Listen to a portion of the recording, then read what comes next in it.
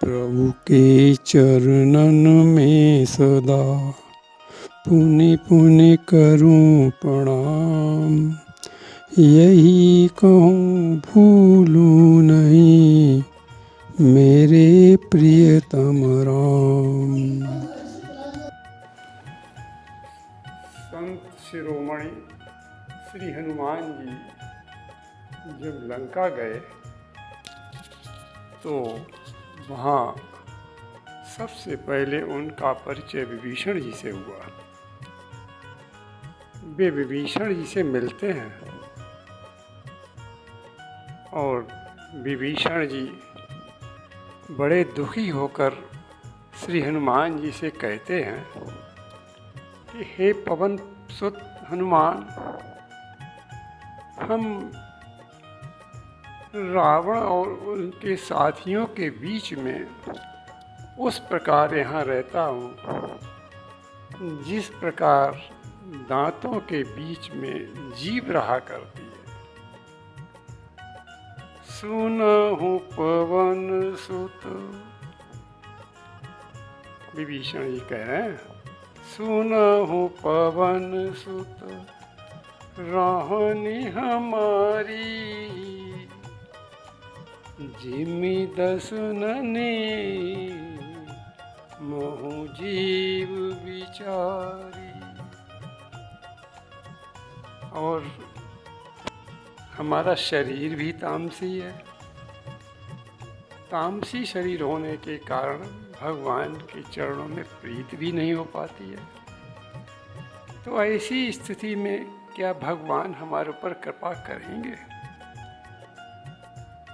हनुमान जी विभीषण जी को राम जी का स्वभाव बताते हुए कहते हैं कि विभीषण जी, तुम तो बड़े अच्छे कुल के हो। मुझे देखो, मैं तो किसी अच्छे कुल का भी नहीं हूँ और हम अधम भी हैं, फिर भी प्रभु ने मुझे अपनाया है। तो तुम्हारे ऊपर तो अवश्य ही कृपा करेंगे। तुम उनकी शरण में चलो।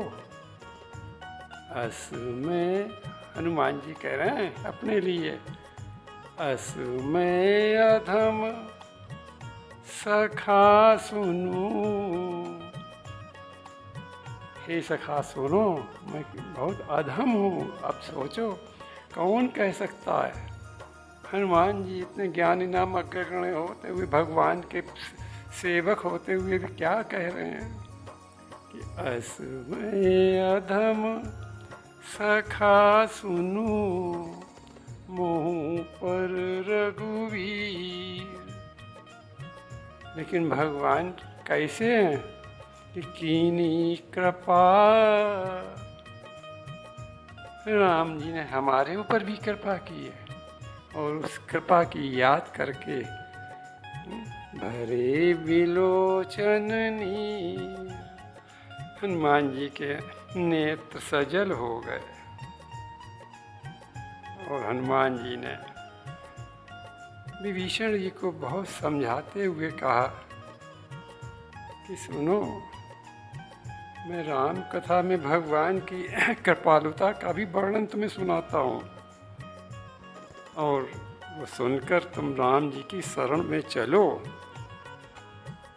हनुमान जी ने विभीषण जी को राम कथा सुनाई और फिर उनसे कहा कि तुम राम जी की शरण में अवश्य चलो, वो तुम्हारे ऊपर अवश्य कृपा करेंगे। पर आप लोग सोचें जरा कि हनुमान जी जैसे संत कि इतना समझाने पर भी, भगवान के गुण के विषय में, भगवान की कृपा के विषय में इतना समझाने के बाद भी क्या विभीषण जी राम जी के पास गए? नहीं गए।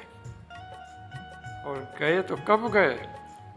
जब भरी सभा में रावण द्वारा अपमानित करके और बड़े जोर की लात मारी गई। लात का प्रहार बहुत तेज था, इतना तेज था कि हनुमान जी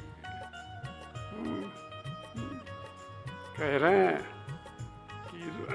इतना तेज प्रहार था कि जब कुंभकर्ण के युद्ध में विभीषण जी ने कुंभकर्ण से मिलकर अपना कपड़ा उठाकर लात का निशान दिखाया तो कुंभकर्ण भी ताज्जुब में पड़ गया। सोचो, यदि हनुमान जी जैसे संत की बात विभीषण जी उसी समय मान लेते तो फिर न तो विभीषण जी को अपमान सहना पड़ता और न लात का प्रहार सहना पड़ता। अभी तक आप लोग संत की बात न मानने का परिणाम सुन रहे थे, अब भगवंत की बात न मानने का भी परिणाम सुनो। भगवान कृष्ण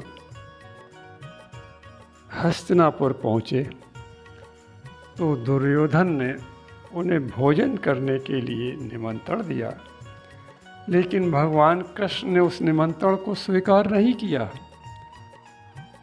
और विदुर जी के यहाँ बिना निमंत्रण के ही जाकर भोजन किया।